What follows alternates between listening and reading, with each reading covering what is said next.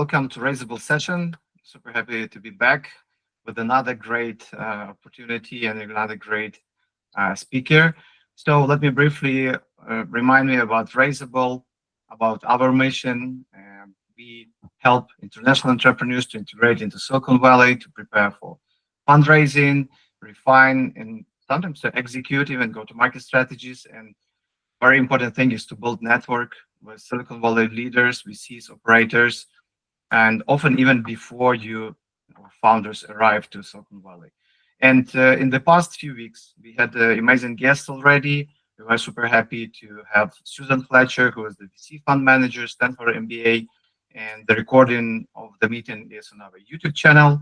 If you missed it, you have this opportunity to watch it there. Not every meeting we post there.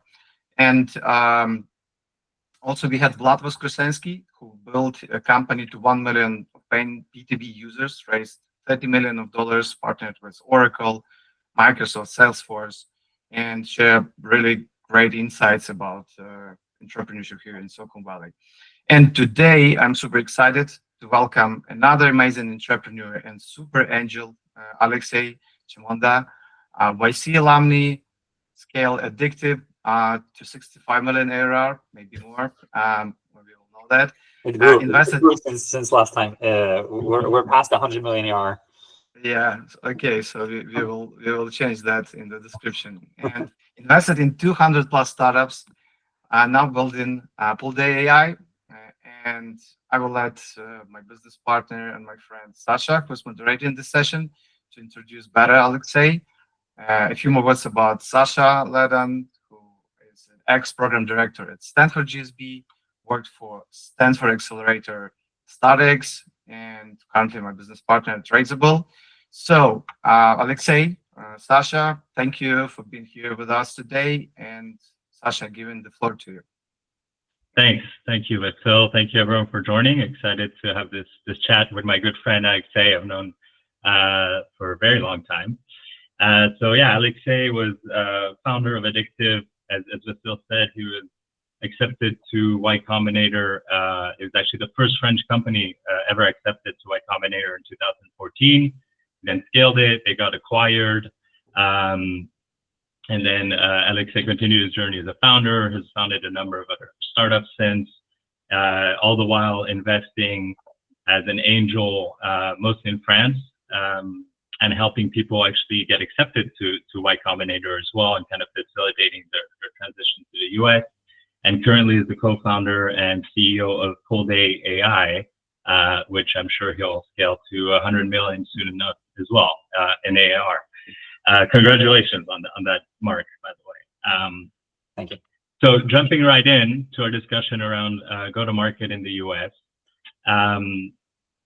First of all, why the US? I think everyone has some idea, but it's a huge unified market with tons of money and a lot of consumers that can pay, or even enterprise that's very willing to pay and take chance on early stage and new solutions. So I think it can be very valuable for startups to develop there. And maybe all of you have your own reasons that you want to think about it or eventually grow and go to market in the US. But Alexei, my first question to you would be around how can you start validating your product or service that you would have some traction or resonation with US market before even entering? Like, how do you start thinking about it and thinking that it might be valuable for you and your company to actually go to the US in this way? Yeah. So I can tell you, a couple of different things. First of all, thanks for having me on the webinar today. And I can tell you from a few different perspectives, my personal perspective, as well as the companies that I've invested in. My personal experience is that for us, the US, we were wanting to go to the US because much larger clients for our vertical at the time. And the way we validated demand was, I had put on LinkedIn, I traveled back to Europe for a brief time, for 9 months or so. And I changed my LinkedIn status when I was in Europe. I put, my LinkedIn status to be in San Francisco, and started talking to people, assuming I was in San Francisco, and said basically, hey, can we have a chat next week? Can we have a coffee? Can we have a meeting in person? And if I had enough people to actually book a coffee chat or something, then I would book a flight. I would come for the week, and so on. I understand, based on where everyone is in the world, like it might be harder to do with what's going on right now, but at the very least, like that's my personal experience was pretending to be in San Francisco helped a lot. And the value that I had was customers in the US saw more things, more innovations. And so they were getting us the best insights across all our entire customer base worldwide. And we have customers in France and Germany and UK and Spain and Italy and like pretty much all over Europe. But the level of detail, or rather the depth of insights that US customers shared were far greater. And I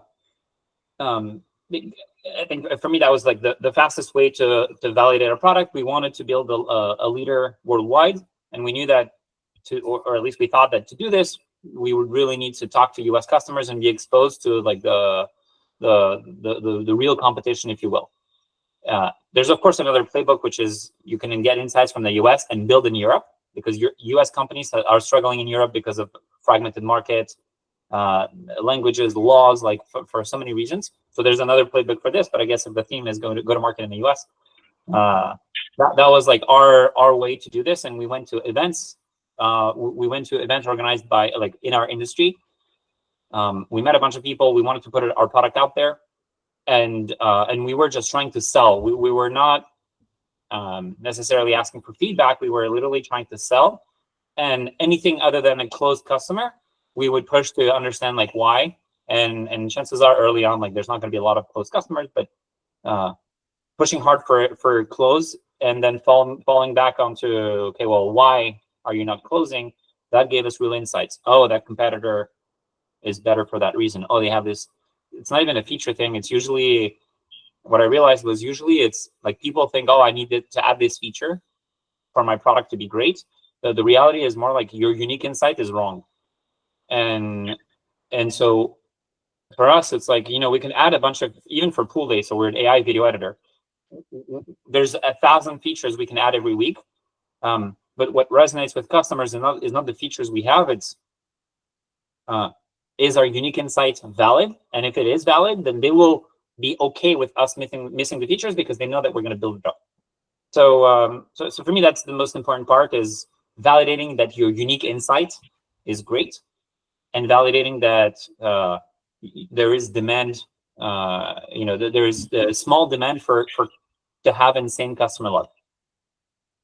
So, okay, great. So it sounds like you started right into trying to sell, not doing any customer discovery necessarily, but directly in the sales motion, and creating a critical mass before even going in person at any time, and creating that while you're still in France or you're still abroad. And we were working by night in Europe. Basically, my co-founder and I we had a team in Europe at the time. I think we were 25 people in France. It was all in person. And we, like the team was working by day, we were working by night. And then basically when the team was showing up in the morning to the office, like it would be our cue to go to sleep. And then we did this for 3 months in France. And we built enough insights, enough revenue. Because some of the customers we did manage to close, some of the customers, they shared valuable insights. And after 3 months or so, we had enough revenue. We were a little lucky because we closed some big customers. And so we got enough revenue in 3 months to justify moving to the US and paying for that whole thing. Because moving to the US, of course, and launching the US is an expensive thing. So we were lucky in that sense.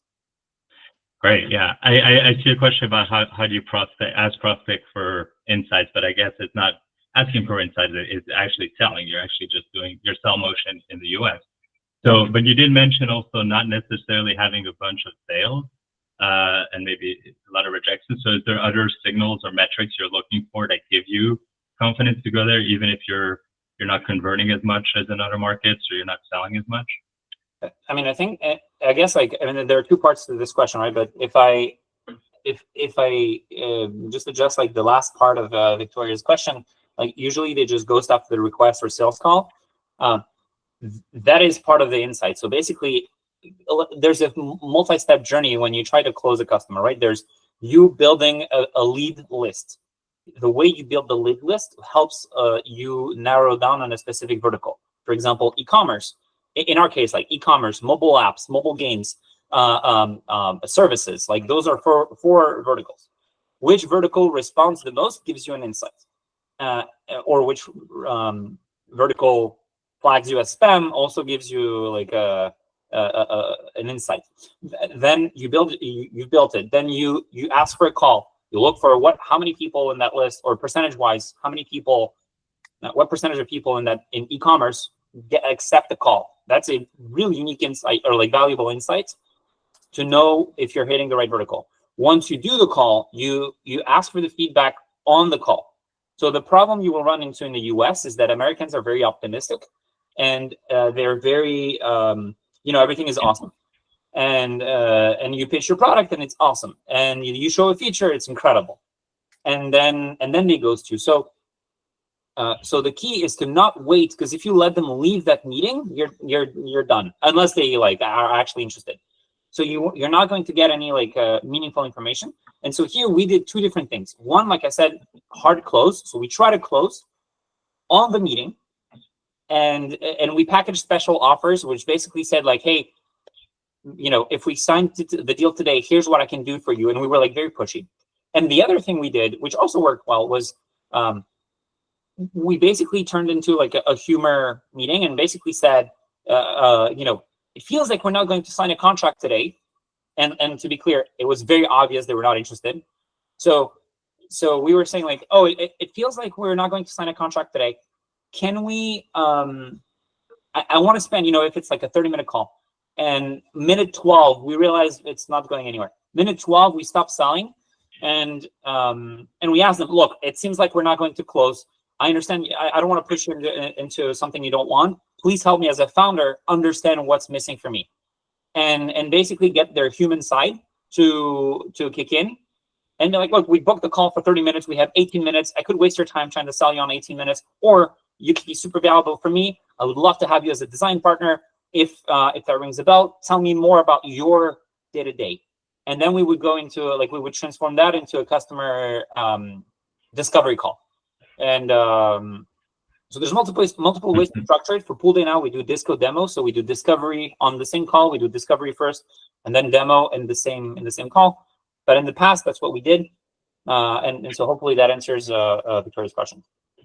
So you mentioned something in there that I want to touch upon as well. You said you started with four kind of segments or verticals you thought were the right approach for you, and then you adapted. So how do you come up with your first segment or vertical that you want to approach in the US? And is it the same as your home market, or are you going beyond as well? So I think here what matters the most is what is your unique insight. So for your unique insight about why you're building the company.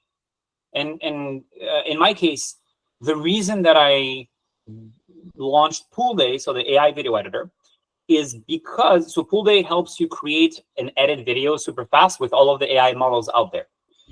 The reason that we did this is because I own, after the company that scaled well and still growing, I launched another company in between. It's a mobile app studio. We own 25 mobile apps. It's subscription based. And we were creating a lot of different video content for user acquisition for TikTok and Facebook and so on. And we had a big struggle. At peak, we managed 100 video editing people, so 100 video editors, to create fast enough content to actually deploy to user acquisition. So my unique insight was mobile apps waste a ton of time on video editing, but more specifically, video editing is the reason they're not growing their revenue. And there's a specific way to build video ads when you build for mobile apps, which is different to when you build for a product like an e-commerce product. So if I'm trying to sell this phone, the ad for this phone will be very different than the ad for a game. And so we decided to focus on the vertical that I knew super well, because we knew that type of persona produces that type of ad. And all of a sudden, all of our messaging was super clear. Because then our examples page where we show how the outputs look with AI were all centered around mobile apps. And so that's the, how you choose your verticals is what is your edge versus someone else. And if the edge is just I think it would be a cool product, it's very, very hard to build a company, at least one that will scale massively. But if the edge is I know this subset of the market super well, then, to start with that and find the adjacent markets. So like if mobile apps do well, can mobile games do well? And so we looked at mobile games. Actually, it's very similar. So cool, like we can include them, we can test them as a vertical. And then we realized, oh, actually e-commerce, there are also patterns that are very similar. Different video ad, but the workflow is very similar. And so that's how we identified different categories. If I give you an example, one of the companies that I invested in that did really well in the US, what they did was they didn't care about vertical. What they cared about was what is the quickest way to onboard a user. And so in Europe, their average deal was 6 months. Average closing time was 6 months, because their product needs to access your bank accounts, your spreadsheets, your P&L for the product to work. And so in Europe, and your expenses and so on, that would take 6 months on average to get the integrations done and to get a user onboarded. So they were very enterprise focused. When they opened the US, they went through YC after that. And when they opened the US, they decided, actually, let's not care about size of the company, vertical, whatever. Let's care about what is the fastest way for us to onboard. It's actually to onboard users that use QuickBooks. Because so for those that don't know, in the US, there's a company called QuickBooks. It helps you basically accounting with most accounting topics. And QuickBooks is used by 99% of the US businesses. I just made out this stat to be clear, but a lot of companies use QuickBooks, and they realized that QuickBooks offers a one-click integration for their 6 months of madness. So they decided, hey, we're not going to spend time chasing manual integrations. We're going to look at all the QuickBooks customers, and that's how we're going to drive adoption. And they completely blew up after this, because average time went from 6 months to a couple of weeks. I can't remember if it was 3 to 4, but it was very, very fast. And of course, then the payback window is short, so they can reinvest, and they grew like this. So there's 2 ways to do this. One is vertical based on your key insights and adjacent. 2 is what is a unique way for me to grow customer adoption. And for them, it was QuickBooks, and it changed the trajectory of their business. Yeah, okay, that's great. That's very interesting. You don't have to just do it one way or just on an ICP or something. You can do it through what's the workflow, what's the sales flow, and how do you integrate in that. Is there any frameworks or methods specifically that you have that you can share, or that you do share with companies you invest in, around prioritizing verticals or even regions or cities? Since the US is so large, it doesn't just have to be a vertical, it could be a geography as well. How do you think about that? Do you have frameworks or methods you use to validate segments or regions? Regions in the US, I care a little bit less about. There are some businesses where region is very important. For a lot of the SaaS tools out there, the region would be neutral in the sense that ultimately a user is a user. Unless there's a reason, of course, to be, if you're selling to producers, you may want to be in LA more than New York or San Francisco. But I always think less about region, and that's the beauty of the US, right? It's one, like you said, Sacha, it's one big ass market. You don't need to worry about sub-regions. So that's what I valued always in the US, and what makes it harder in Europe. But we scaled in every country in Europe with my previous company, and of course, it's much more painful. So I don't think about region, but to framework. Do you mean frameworks to push through the first 20 or so customers, or which levels? If you have multiple verticals and you're talking about adjacencies, you're going, you were talking about, so how do you prioritize them, and how do you have a matrix? Do you have something that's helpful to rank them, or to say, hey, we should spend all our energy on this one or that one, or how do you think about that? Yeah, so I'm a big believer in focus is key. So I always like to start with one and basically make bets. They can be wrong, they can be right. If they're wrong, you change your bet, but stick to one bet at a time. So that's my personal philosophy. I think some other people are doing a grand random function and then kind of learning from there. But for me, I like to make a bet. Let's take a hypothesis. For example, gaming is the right vertical for us. Cool, let's test it out. Then define define what would you need to see for your hypothesis to be true. And in our case, like what we need to see is like n number of like n customers, or ability to drive, you know, X meetings in the next 2 weeks. And it's very dependent on products. Like some products you don't need a meeting, some product, like, so it's very product specific, but the hypothesis needs some validation KPIs to say like, yes, our bet was right. And the ultimate KPI is like, am I able to get a certain group of people, can be 10, 20, 30, but like a small group of people to be really excited about what I'm building. And when I say really excited, not as measured by words they're saying, but measured by the actions they're taking in my product. And because they can be really excited and then they don't use their product, and which, like, again, most Americans will do. So as measured by their actions.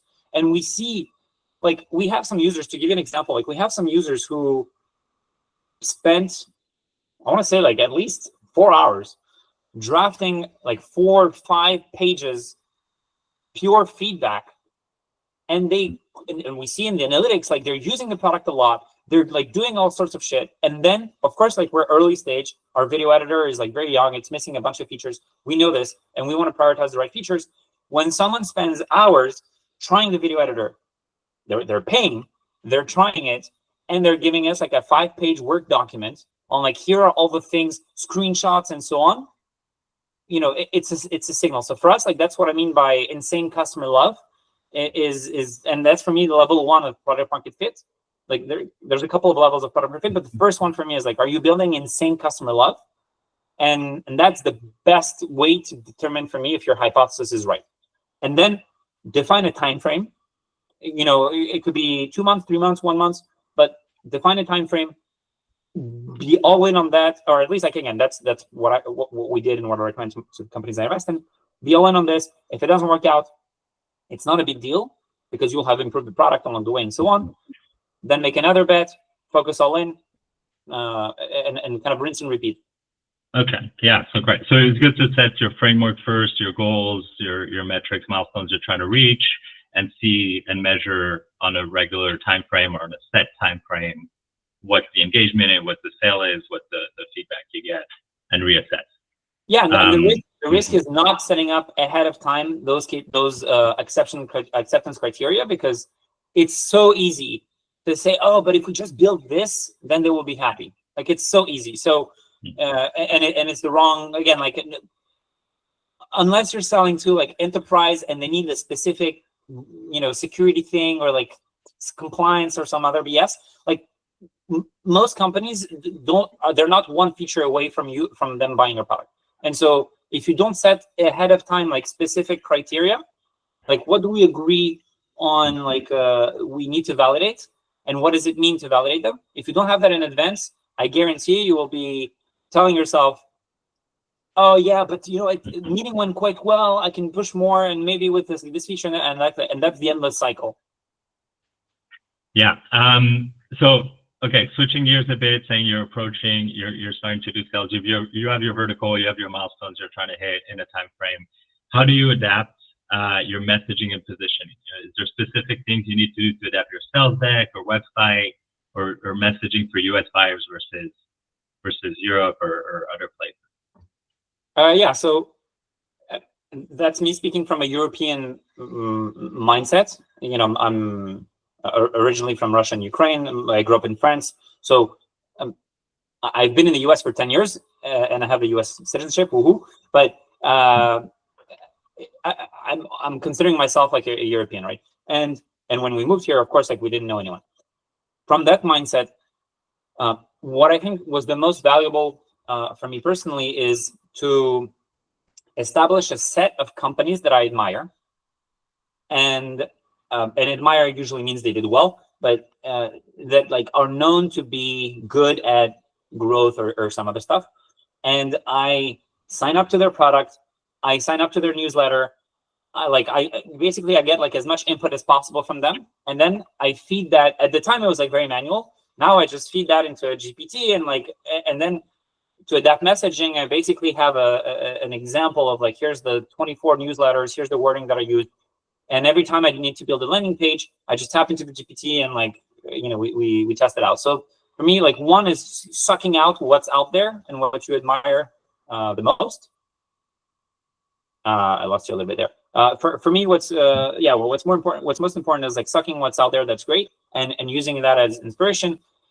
The other thing is the US, again, European versus the US mindset. The US is very focused on how far can I go with your product. Whereas in Europe, we're oftentimes like, you can do the same for cheaper with my product. And that's like a very big cultural difference. And I'm sure some of you or all of you have heard this example before, but like the way we measure car fuel efficiency in Europe is very different to the US. In Europe, we show consumption for every 100 kilometers. So we show like 5 liters every 100 kilometers. And the goal is let's consume as little as possible.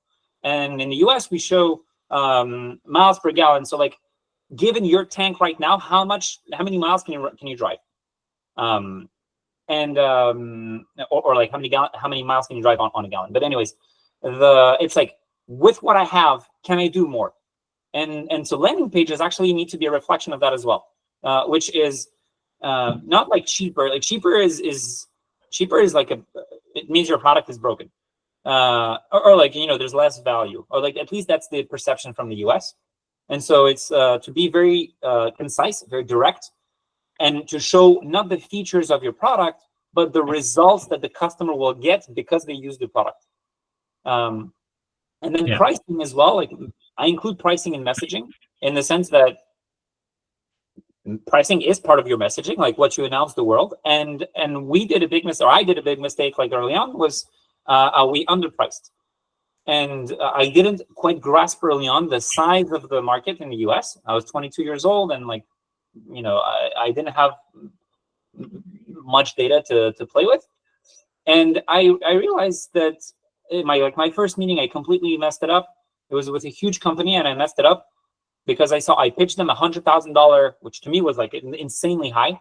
I pitched them $100,000 contract for a year, and the guy instantly laughed. He started laughing because he thought this would be like, we would do a worldwide launch with them and it would be big. And all of a sudden, like it diminished our perceived value severely. And he started literally laughing, and he said like, oh, that's it. Like, it's fine. And so like pricing matters, and pricing high is fine and great in my opinion, at least to start with, because you're going to, again, measure, it's all about collecting signals. You're going to measure how external users are perceiving you. Are they excited? Are they like biting or not? So those are like the couple of things I factor in for messaging. Yeah, we could do a whole session on pricing. It's obviously a very interesting topic, but it is very easy to reduce your price. It's very difficult to increase the price once it's out there, right? So that's always something to think about. But I totally agree. Like US has a focus on success and like what can I gain, and Europe has more of a risk reduction mindset. And so having that in mind when you're approaching the US, super useful. And I think pricing and fundraising and all these things I've seen with many European founders, they always ask for too little relative to what the US kind of has the mindset on. And as you said, it's for them a signal of lack of quality or lack of confidence or lack. It doesn't mean, oh, it's cheaper, so I can get more of it. It's more, it's cheaper, so it's not as good, for sure. And to illustrate this, not to spend like half hour on pricing, but like to illustrate this, just to be like very specific, I like to share like numbers whenever I can. We sell a video editor, right? So if you've ever used like DaVinci or iMovie or CapCut, like some of the solutions are free, some of them are $50 a month, some of them are $100 a month. We started our pricing at $15,000 per month, okay, for a video editor, which was insane. And most people just said like, this is completely dumb. Like most users we talked to were like, well, we don't have $15,000 per month. But what it allows us to do is it kept some of the early like enterprise customers. They were like, yeah, it's expensive, whatever. Like we can find the budget, but like it's really solving this problem for us. And so to this day, now we have subscriptions starting at $30 a month. But to this day, we have customers paying thousands of dollars a month And you can't go the other. I mean, like, it's very hard to start telling a customer you're $30 a month and then saying actually it's 15,000. But what you can tell them is you started like super high, and then, hey, we've simplified the product, we've allowed for this and that, and now we have a plan that started at $30 a month. So that route is usually the route I recommend. And another question I had was around how do you build confidence and trust when you're coming into a market? You have no background. I mean, it's kind of the startup problem, but you may have validation in your home market.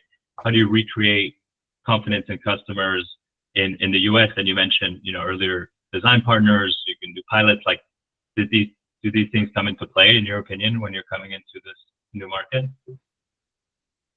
Yeah, like confidence is it's an interesting question.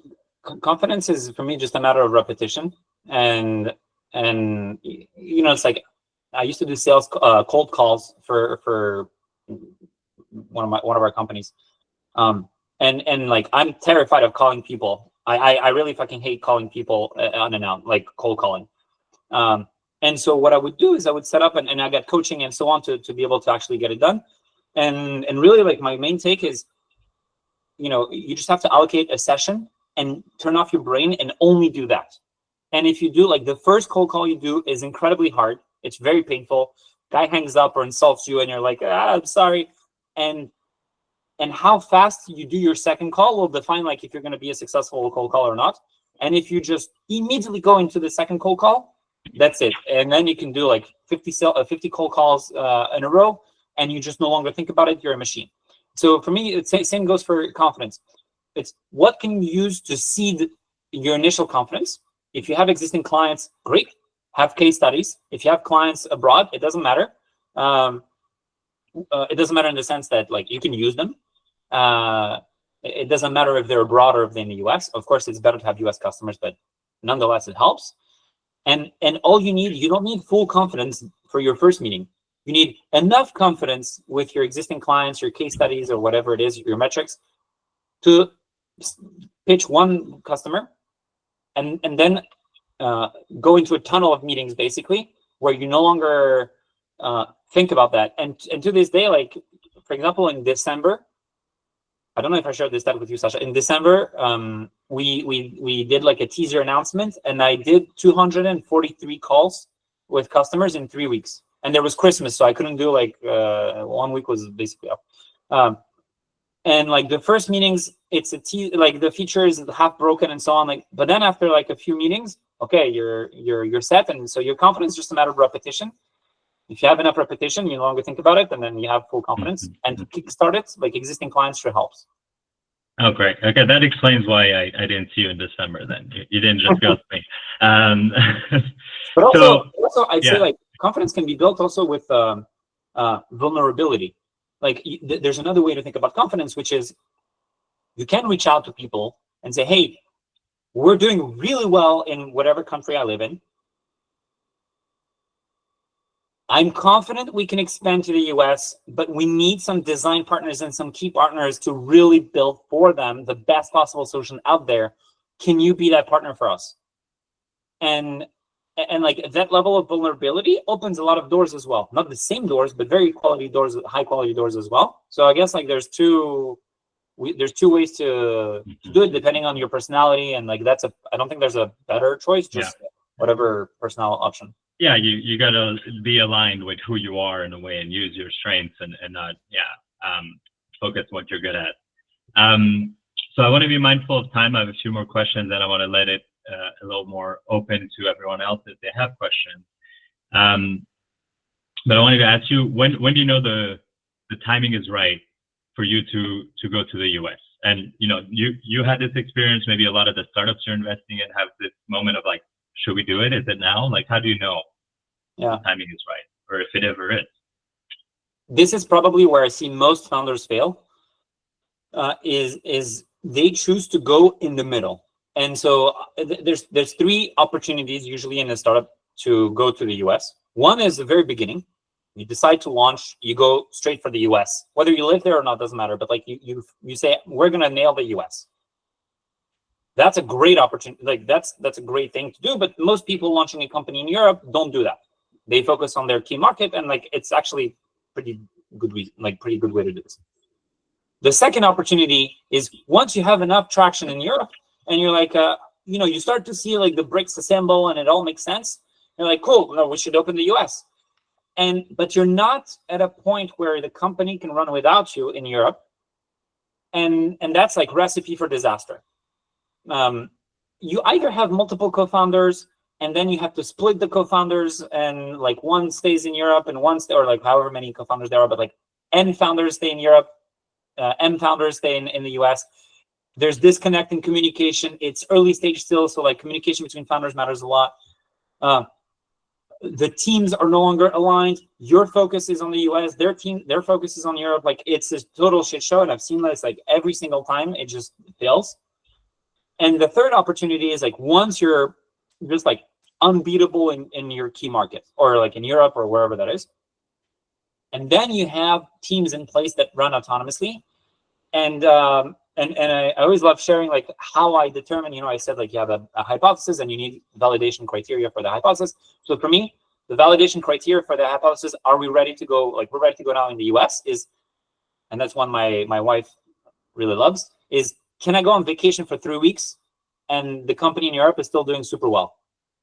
And I literally did this, like, just let's see what happens if I leave, because I don't want to move, you change markets, hire if it's like to go back 3 months later. So if the company can run autonomously without me, it means we have found product market fit in our key country, and then it's just a matter of expanding. And then I can actually focus on the US, and the rest of the team with a GM or another founder or so on can focus there and like travel back and forth, and it all works out.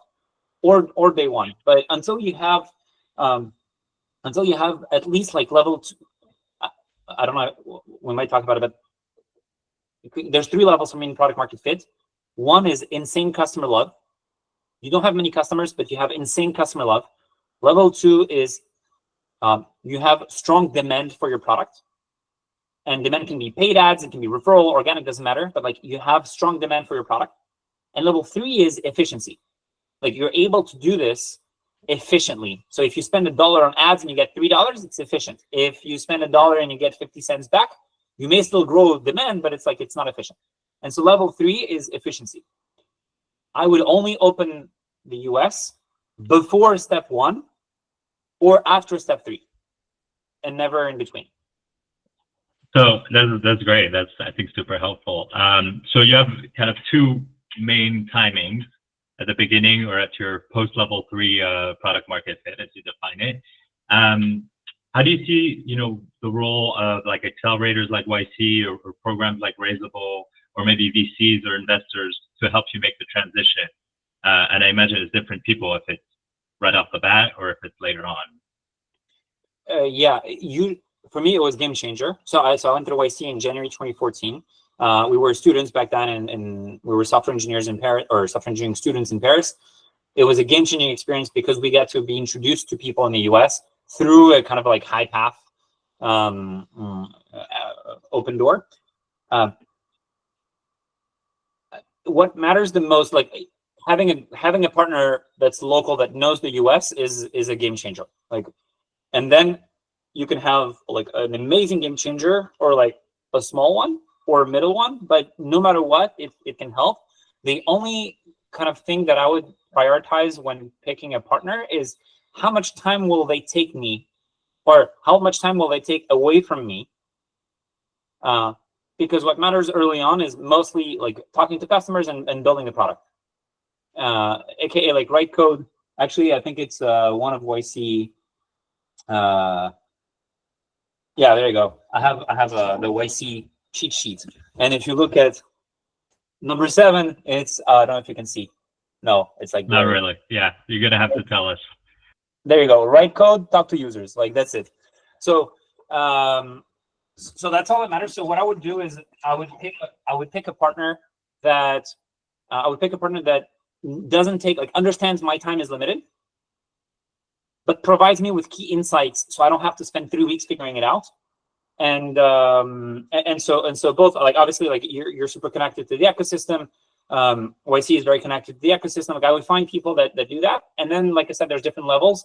YC, for example, is a great community that you can sell to if your product makes sense. to the YC companies, then you can have like potentially 100, a batch is 200 companies. You sell half the batch, that's 100 clients to you.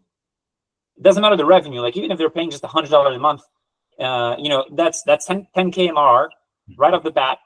And then you can use that to improve your product, to go for older YC alums, get to like 500 customers. All of a sudden you're at 50K MRR. 50K MRR, you're like 33K MRR from a million ARR, right? So like that's the kind of stuff that's valuable. But I would prioritize just be careful when you choose a partner to pick a partner that understands that your time is the most valuable asset you have. Because I've seen programs that just like conferences all day, every day. And it's like, yeah, it's great. You learn a lot and then you don't build. Mm-hmm. All right, so I have one last question and then we can go through some of the Q&A here. And you mentioned one of these, but what are some of the biggest mistakes you see founders make when they're making their US go-to-market journey, so that the people here can avoid doing the same mistakes that have been done before? And you mentioned one going in the middle of the journey in your home market. That's one for sure. Yeah, and that's probably the biggest I see. There's another one that comes back a lot, which is thinking that you need to hire sales people in the US day one. And I would argue, well, there's a couple of things around sales, but like hiring in the US is hard. First of all, it's very expensive. And just to give you an idea, like our VP of sales for my previous company, our VP of sales was paid close to 500K per year. So $500,000 a year, but she doesn't come alone. She has a couple of account executives under, plus expenses, plus travel, and the biggest cost, which is missed opportunity if you fail. Like if the hire is not right, then that's the biggest like cost. It's lack of growth. So I like to think about like hiring as your first sales like small team will be like you should account for $1.5 million, $1.5 million. It's of course not exactly that number, but like that's what you should assume. And if all goes well and you hire a great person and do super well, it's going to be much lower because you don't have to factor in the cost of opportunity and so on, opportunity cost and so on. But otherwise, like assume $1.5 million. And people think they come in and they start hiring, but it's like you come in, get to know the market, be exposed yourself, understand the dynamics, build the playbook yourself, and then you hire for a person to like scale that up with you, but not to hire too fast. And YC has demonstrated that many times the best sellers for an early stage company, meaning you just opened the US, even if like you're great elsewhere, the best seller is the founder, regardless of the founder's background. So if you're like a software engineer, you're building the product and you've never talked to a client, you're still the best seller for your product, early stage. And you're going to end the price, VP sales is going to come in and they're going to raise your prices. They're going to like implement new strategies and so on. That's great. But to start, like one of the biggest mistakes I see is like people start hiring immediately, they fail, they're not as connected to the US customers, and no one needs to understand the market better than the founder or more than the founder. So like that's I would say like a mistake we see quite a lot. I think like those two like coming to well in the middle, like in the middle of the company's journey is kind of failure. And maybe like opening the US, not moving to the US is like, yeah, I've seen this quite a few times, never ends well. I don't have a single exception from people that try to open the US remotely. Unless you're a remote company in the sense that like everything is, whatever you're selling, like but even then, just to be in the US, you need to be in the US to understand the US ecosystem, mindset, clients, culture, and that can only happen if you're here a lot.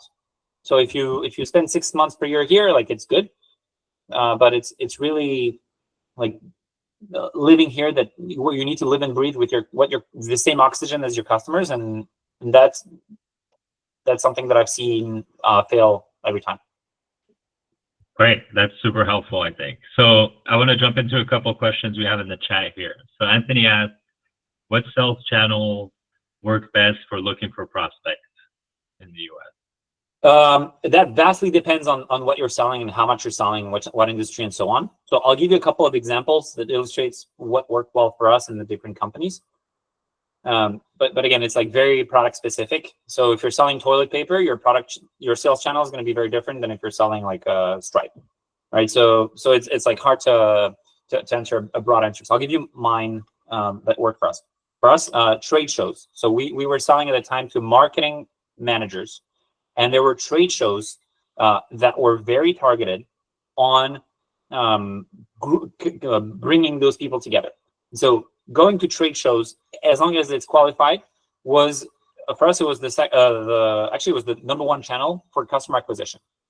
So we had a booth, we had a big thing. We made an event, so we did dinner and so on, and like all of a sudden we were getting to know people, and that worked really well. So trade booth was one. Using signals. So we always like to use external signals to tell us when a customer is like the right moment to reach out. And I'll give you an example. Like one of my friends launched a company that's a customer support AI bot, and a really great timing for them. Like think about it this way: if you're targeting a market of 100,000 customers, there's only about 2%, so about 2,000 customers that are actually buying a product like yours right now. The 98,000 remaining, they're not going to buy your product. So you need to know when is a good time. And if you use external signals, so in this case, for example, you can put a scanner on your competitor and on different target websites, target clients' websites, and you can analyze the tags that they have in the website. And they can see like, oh, this customer just installed a competitor, and every competitor has a 2-week trial. Now's the time to pitch. So that's an example of an external signal. So we have a bunch of external signals we use to determine not if the customer is right, but if the timing is right. So I don't know what you would call that as a sales channel, but anyways, that's like a sales channel. The third, which people hate for whatever reason, is like paid ads. People hate paid ads because they think it's like cheating or whatever. It's like dirty. But the reality is like paid ads is a great way to get the momentum going. If you're a self-serve product, to get the momentum going past your initial customer base, past your initial customers that really love deeply the product. And with paid ads, you can scale significantly as long as the core loop is efficient. Like you're spending $1, you're getting $3 back. Cool, you can grow. An example of that is my previous co-founder launched a company that the press really doesn't talk much about, but they went from 0 to 100 million ARR in 2 years. They just crossed the 100 million ARR mark in 2 years. One of the fastest company, faster than 11 Labs, faster than Slack. Paid ads.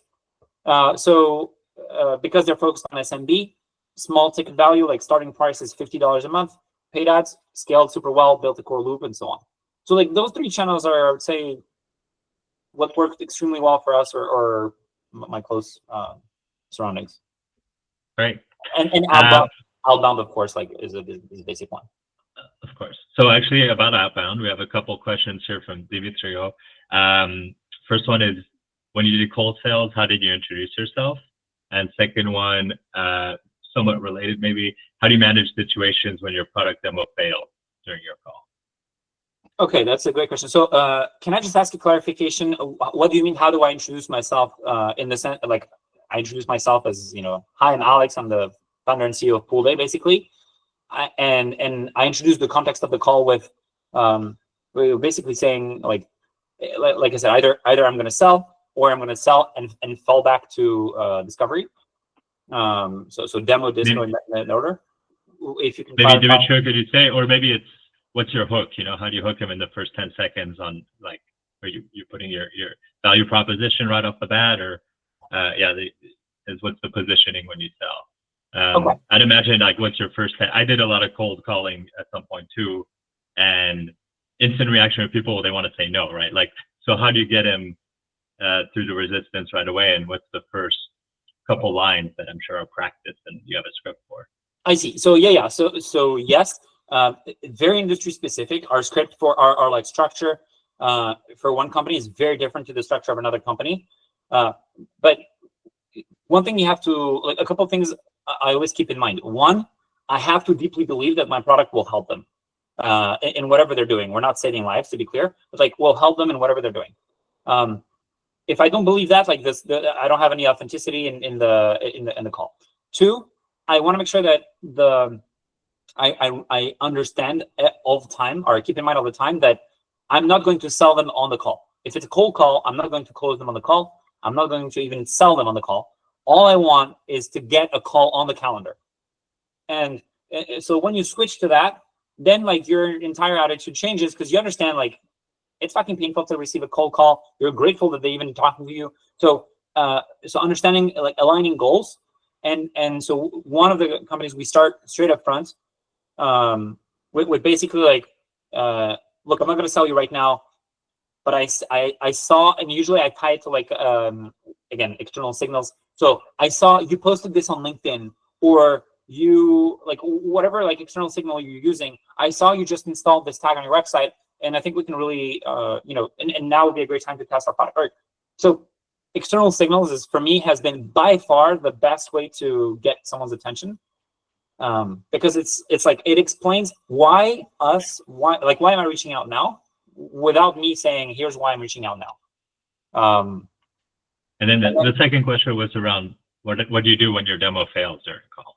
Honestly, it failed more time than I care to admit on our end, and like I talked earlier about vulnerability and the value of vulnerability, and I think it's an asset to use. And so if like a demo fails, I usually do two things. First, I say, of course, like, like humor, and that's just my personality. I'll go humor, and like, of course it fails. Like, we had 144 generations this morning, none of them failed, but of course this one fails. And like to kind of like emphasize the irony. The second thing I do, and again, that's very personal, like different personalities and so on. The second thing I do is, if I feel like they need reassurance, I remind them of the customer base that we have. I remind them of the logos that work with us, and like, and usually I would tie, which is actually true, I tie it to an update we just pushed. And it's like, look, we're pushing twice a week to production. What we focus on is velocity, and we value velocity over anything else. It means sometimes there will be glitches, but I bet you with every dollar I have that you will not find a company that will fix them faster than us. And like, so it's, a mix of those two things together. Usually, like, I've never had a problem with a customer that saw a demo fail and didn't want to. Of course, it's not nice, but like, it never had a strong impact.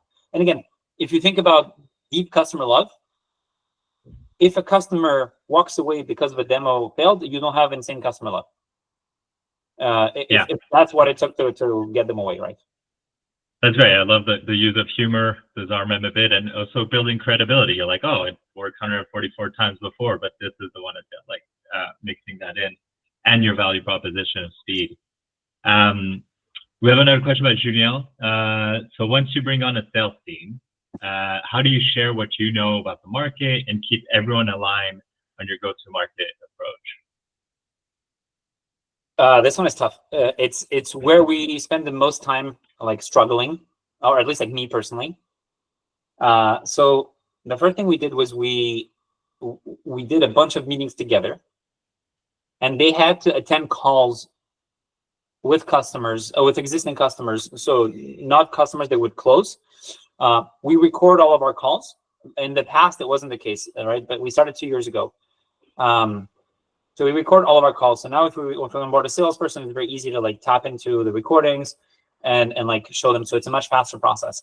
But basically it's like eat as many like customer calls as you can. And again, customer means prospects that we're pitching, or an actual customer, like, a first call with an existing customer. So that's one. The other is we spend time like building. We're very like written, we have a clean like Notion doc, we have looms, and like it's a bit boring, but we still want to make sure that they spend time like going through that. And the third is really just throwing them in the pool, in the deep end. And ultimately, like, I found even for myself, like I learn much better if I have a really good reason to learn. And so if they're in front of a customer and they don't know, they will come back to me and ask me like, hey, this customer said this, like I actually have no clue. Cool, let's dive in. And you will quickly find out that with a bit of prep or cheat sheets. So we had what we called battle cards. And battle cards were like, you have a question, you click on the card and it flips and you have the answer. And so they had to train with these to know like the go-to for most questions. And we have stats on like what customers are asking the most. And so we feed the battle cards with that. And then the sales team just looks at the battle cards and it becomes a game, right? And you can score them and so on. So you can help score, not to punish, but score to like help them progress. And so this helped a lot, just gamify the experience. And quickly you'll realize that you need like, there's like 10 questions really that matter that most customers will ask. And again, I'm sure there's like some products with nuances where that's not true, but like most of the times it's a series of very, very small questions that cover most use cases. And the last thing, which I haven't mentioned, it's them using the product. And so for us, that's a key rule. Even so, we have a growth agency we work with. The growth agency has to use our product, and like everyone has to use our product if you want to work with us. They're not paying for the product. It's not to drive revenue, but it's to make sure that we all understand the nuances. Because then when someone talks about another product, a competing product, they can very quickly say like, oh no, like, well, how we do it is this, because they know. So I don't care if they're a salesperson or they're our office manager or the solutions engineer. Everyone uses the product, and that helps align everyone. And something that you do throughout that you implied but maybe not said is take very diligent notes. And as you're going through the process of founder of selling and doing the go-to-market, understanding your market, you're also creating documentation and backup and things that can be shared and used beyond you once you expand the team. Yeah, and it's easier than ever to do it, right? Like everything is trackable, everything is like summarizable. So it's like 5 years ago, 10 years ago is like much harder to do. Now, like we have all our calls recorded. We have a GPT plugged in our recorder, so the salesperson can like ask questions to the GPT based on my call recordings in the past. Like it becomes so easy versus what we did before that they should be able to ramp up much faster. Great. Well, we're kind of reaching the end of our time here, but it was very insightful conversation. I had a pleasure talking with you, and I hope it was valuable and helpful for everyone on the call. We'll have the recording up.